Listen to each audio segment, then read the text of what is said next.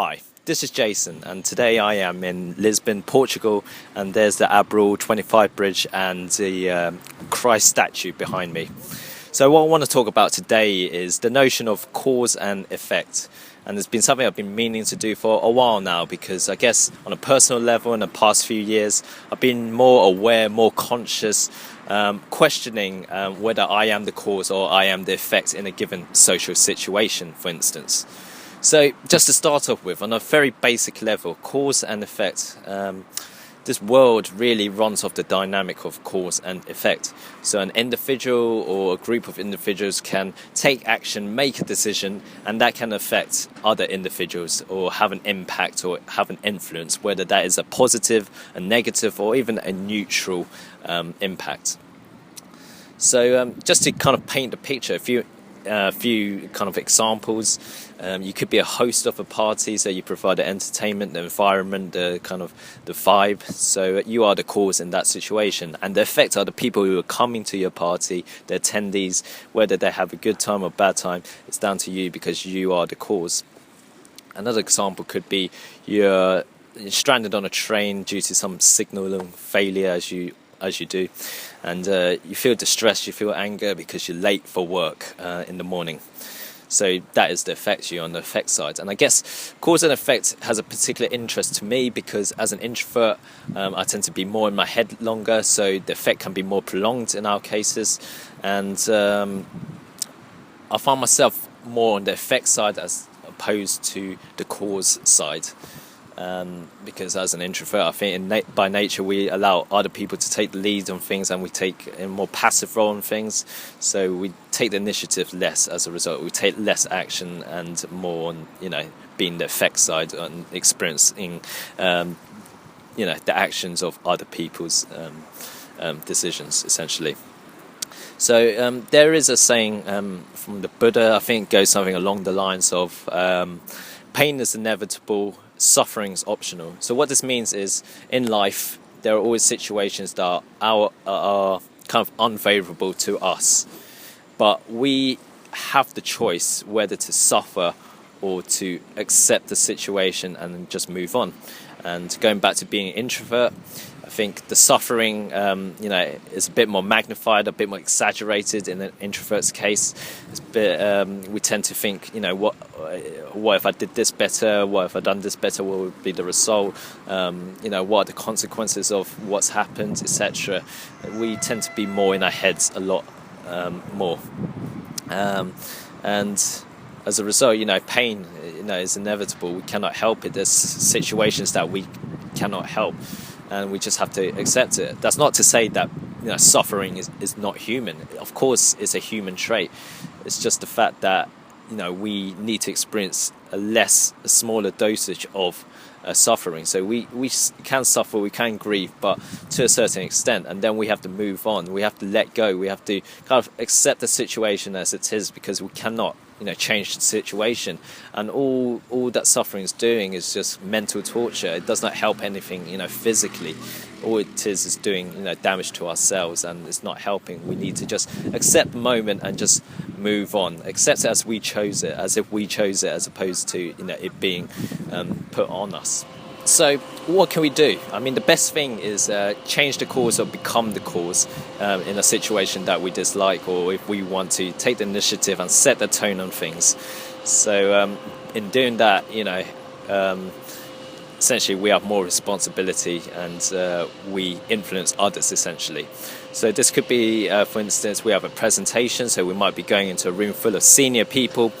And rather than being influenced by these people, being scared, thinking that they're judging you and scrutinizing your performance, you have to take the lead on things. So you become the cause. You come in with your own vibe, with your own dictation.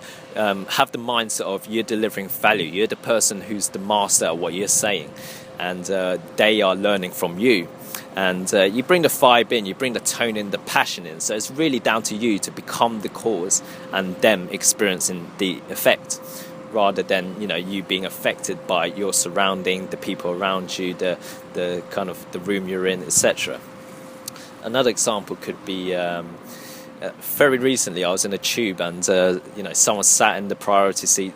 That's for kids or elderly people or pregnant women, and I was sitting on a normal passenger seat, and a woman and a kid came in onto the tube, and the person sitting in the priority seat just wouldn't give up the seat, and I was giving facial gestures, and I was getting really annoyed with them for not giving up the seat. I was really in my head, and then I realized consciously that that does not do anything, because obviously they have not moved. So as an introvert, I had to make the decision to get up and hand over my seat to the woman and her child. And I think if you're an introvert, or you suffer from social anxiety, then you know that even that small action takes a lot to do. So for me, it was a hard thing to do, but it was the right thing to do. So I had to set aside my egos, my insecurities, in order to do the right thing. And just to emphasize again, that's not to say that what I was doing, is particularly noble. It's just the right thing to do. It's just from my perspective, being an introvert, for me, it was a hard thing. So that's really changing the course.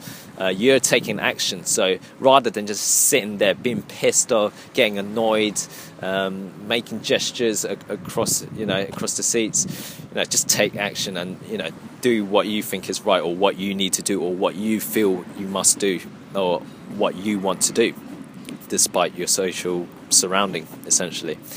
So that's the best thing to do, become the cause or change the cause, so that you put the tone on things, you set the direction, you steer on things. So the second best thing, if you cannot change the cause or influence the cause or become the cause, is to change the effect. So there'll be situations that we just can't help. So all we can do is change the effect this is having on us, or interpret it in a different way. So you could be, for instance, stuck in the traffic jam. There's nothing you can do. So what you need to do for yourself is firstly understand why the situation is as it is. It could be due to roadworks, so you sympathize with that, you understand with that. And then secondly is acceptance, accepting the moment as it is. So rather than being in your head, getting angry, beeping, which does essentially nothing. It does not help the situation at all. And you could be worried because you're late for work. So you might be late for work, but by worrying, it does not make you get to work quicker.